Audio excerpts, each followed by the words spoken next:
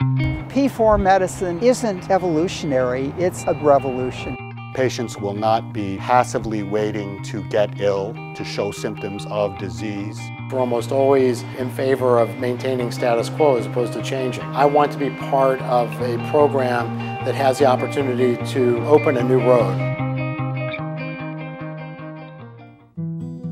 We are desperately in need in this country of a better way to do things. We spent $2.5 trillion on healthcare in 2009, which was 17.8% of our gross domestic product. By 2016, at the current rate, it will be $4 trillion.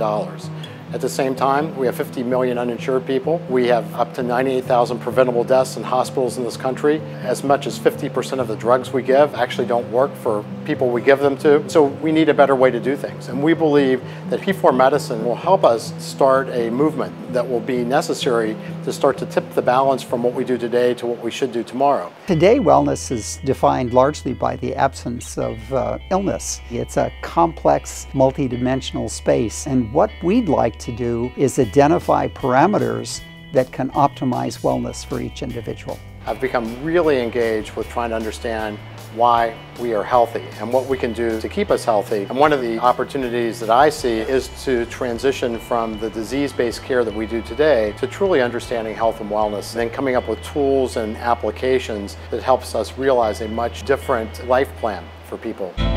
Our promise is to create the future of medicine, to improve people's lives through personalized healthcare. And as we have had the opportunity to link with Leroy Hood and the Institute for Systems Biology and the vision of P4 medicine, this is such a natural fit for us. We've got a real unique and interesting set of founding members for P4 Medicine Institute. ISB really has their finger on the pulse of how biology is transforming and how bioresearch will be done into the future.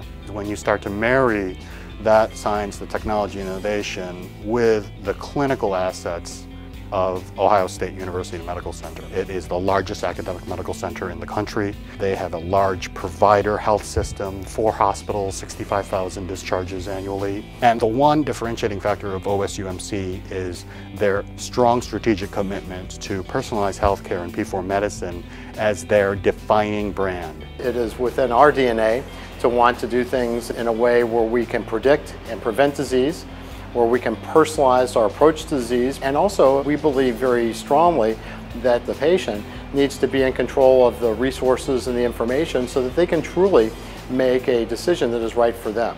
And so the participatory part is also part of our fiber. I have children who exercise every day because they love to play, not because they're trying to prevent themselves from getting heart disease. And I've always believed that the things that are fun for all of us are the things that we do effortlessly. So in order to really sustain a transformation in healthcare, it not only has to be consumer directed and participatory, but it truly has to seek consumer engagement. For us to be successful, I believe we can start a movement that starts at the grassroots level, because the most important component for us to transform healthcare is to truly convince people to change.